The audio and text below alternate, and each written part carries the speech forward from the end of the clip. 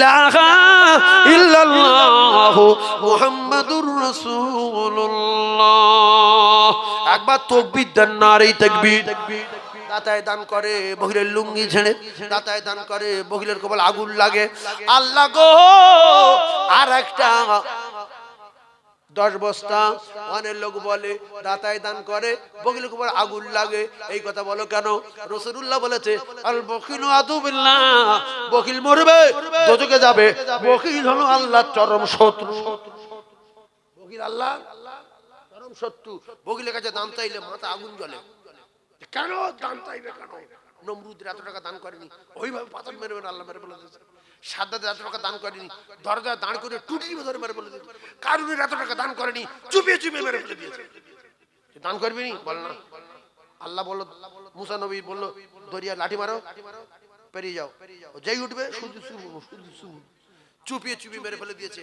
আমার কলিজার টুকরা, আল্লাহ যার কবুল করে তার মুখ দিয়ে আল্লাহ এই জান্নাতের দানের কথা বলিয়ে নেন। সত্যি আপনারা দানি, এত টাকা দান করেছেন, আমি আল্লাহর কাছে মন উজাড় করে দোয়া করে বেরিয়ে যাব। আর একজন 10 বস্তা কটা হয়েছে?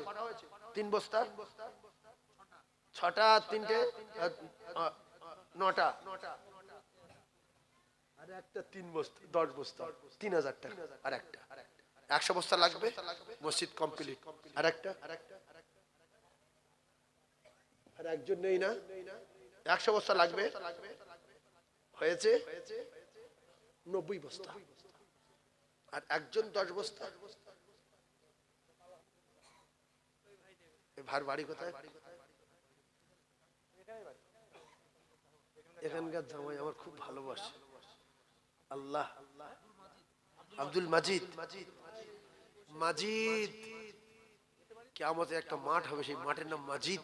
আর কোরআনে লেখা আছে বাল হুয়া কুরআনুম মাজিদ।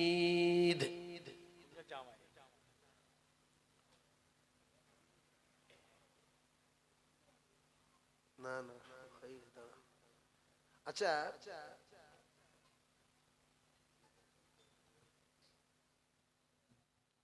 আল্লাহ জান্নাতে